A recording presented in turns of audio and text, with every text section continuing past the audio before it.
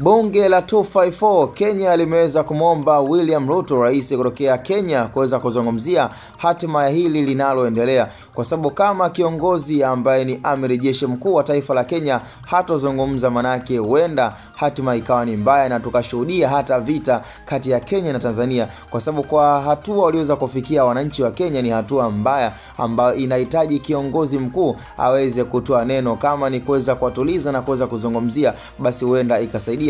Na yote ilikuwa ni mara baada tu ya wanaharakati wa kisiasa kuweza kushikiliwa katika boda ya Tanzania. Sasa nafikiri katika jambo ambalo pia huenda likasaidia na kufanya Kenya na Tanzania waweze kurudi katika umoja, amani na furaha, basi ni kumsikia William Ruto anazungumza na kuwatuliza na kuwapressurize kwamba waache pia kile wanachokifanya na kukichochea. Manake pia hata kwa huku tukaona Dr. Samia Suluhu Hassan pia na yeye akiwatuliza wananchi wake, manake itakuwa ni jambo la heri sana. Yani Kenya ikatulizwa na rais wao na Tanzania ikatulizwa na rais wetu. Alafu pia katika jambo ambalo huenda likawa ni la hekima zaidi ni kumuona rais wa Kenya William Ruto anawaomba msamaha pia wa Tanzania kwa kile ambacho kinachochewa na Wakenya, lakini pia kwa Dr. Samia Suluhu Hassan pia na yeye akiweza kuwaomba radhi pia wa Kenya kwa hichi kinachoendelea. Manake itakuwa ni swala ambalo kila moja ameweza kutimiza hekima kwa upande wake, kwa sababu tutaamini kabisa kwamba wa Kenya wameweza kuingia kwenye ridhaa ya kuweza kuwashukuru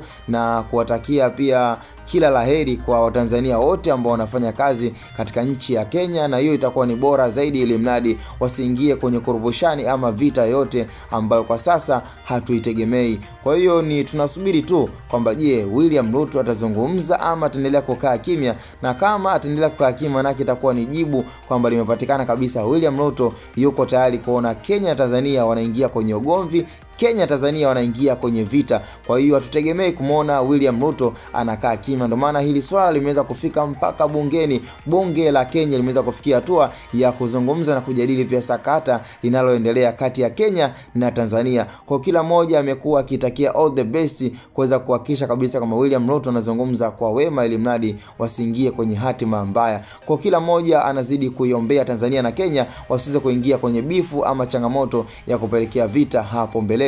Hii ni Hatboy Media, cha msingi tukutane kwenye comment.